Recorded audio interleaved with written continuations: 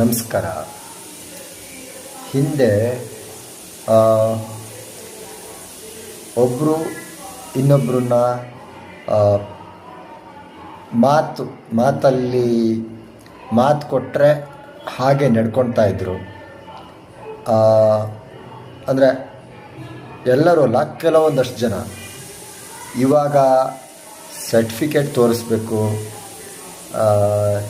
GPS ಅಲ್ಲಿ tracking ಇದೆ, CCTV camera ಇದೆ,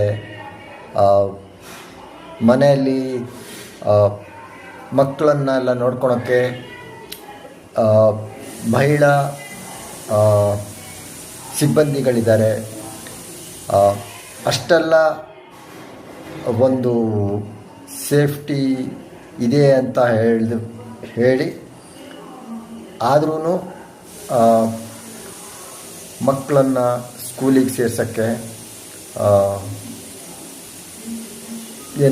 ಫೀಸ್ ಜಾಸ್ತಿ ಆಯಿತು. ನಿಮಗೆ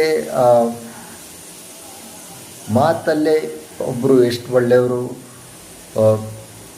ಎಷ್ಟು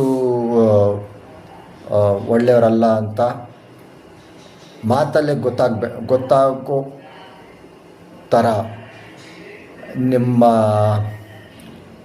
ಶಾಲೆಗಳಲ್ಲಿ ಅಥವಾ ಕಾಲೇಜ್ಗಳಲ್ಲಿ ಇನ್ನೊಬ್ಬರನ್ನ ಹೇಗೆ ಜಡ್ಜ್ ಮಾಡಬೇಕು, ಜಡ್ಜ್ ಮಾಡಬಾರ್ದು, ಅದೆಲ್ಲ ಎಲ್ಲೂ ಹೇಳ್ಕೊಡಲ್ಲ. ಸೊ ಯಾರೋ ಇನ್ನೊಬ್ಬರು ಹೇಳಿದ್ದನ್ನು ಕೇಳಿಕೊಂಡು ನನ್ನನ್ನು ಒಳ್ಳೆಯವನು ಅಂತ ಅಂದ್ಕೊಳೋದು, ಇಲ್ಲ ಇನ್ನೊಬ್ಬರು ಯಾರೋ ಹೇಳಿದ್ದನ್ನು ಕೇಳಿಕೊಂಡು ನನ್ನ ಕೆಟ್ಟವನು ಅಂತ ಇದು ಮಾಡೋರು. ಸ್ವಂತ ಅನುಭವ. ನಾನು ಈಗ ಇಬ್ಬರೇ ವ್ಯಕ್ತಿ. ನಾನು ನನ್ನ ಸ್ನೇಹಿತ ಆಗಲಿ,